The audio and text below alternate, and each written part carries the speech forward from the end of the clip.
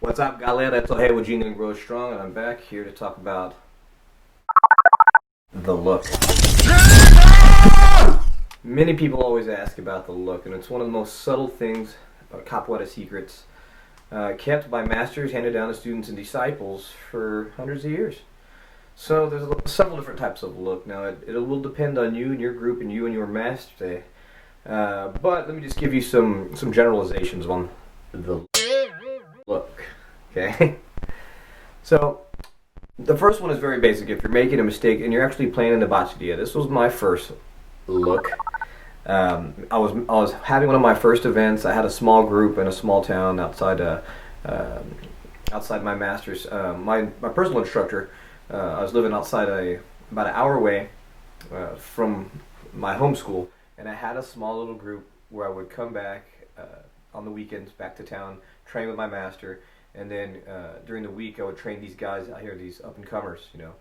So I had a small event. My master happened to come out, and I was playing beating bow. I was out of tune. I was doing great. I was there leading the hota, and he gave me the look.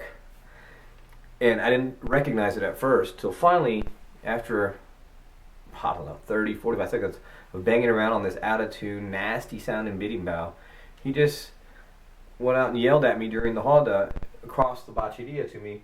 Said, na toque essa porra. Don't play that shit, man.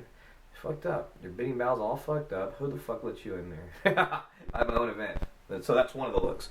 So you have to be very conscious of there's a lot of, because the music is very loud and there's a lot of things going on in the roda. People are sparring, people are doing flips, people are clapping, there's spectators, there's the line of the bateria. So there's a lot of things going on. The music's kind of blaring, even if it's at a low low tempo or a low volume.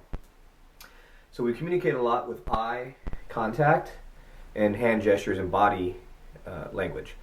So if you're playing the bateria, always be looking. You're going to speed up. If they want to speed up, look for the look. And there's going to be variations of look, so always be conscious of that. Okay, let's talk about another look. If you're waiting around, and if you're a higher chord student, and it's a small thing, you know, because if you belong to a big school, then you're going to have mestres, contramestres, professores, instrutores, and all these big hierarchies. But the majority of schools, I think, that are growing now, they have a lot of low-level students and then high-level students. And there may be some graduates, there may be a couple dangling around that come in and pop into class every once in a while to help and to train. So if you're one of these high-level students, or if you're going up to intermediate and you're just coming up, and you're at a shared roda or you're in a training roda, and somebody's kind of being rough or doing takedowns, and I know it's cool, it's just regular practice, and you may not even know it, but if your instructor gives you the look, it means, hey, put a hit on this guy, you know, drop him.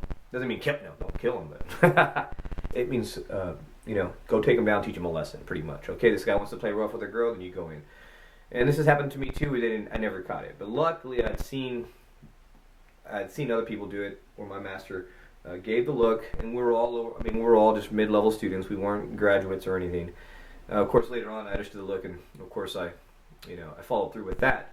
But in my earlier years, it was, hey, go take this guy out. And usually it depends on your master's demeanor, and it could be subtle, it could be that, and it has the relationship that you have with him. If he knows, like, you cannot look, and a lot of other students are looking, are they gonna look, and then it's just this one thing, and he nods the head, he goes in, and boom, the guy's dead. Okay, so there's that one, put a hit on this guy. And then there's another one where the message might be letting some play go on, and it's kind of rough, and you may be a high-level student or a graduate, and you want to get in there and you want to teach him a lesson. So it's the other way around. You're asking him for the look. May I?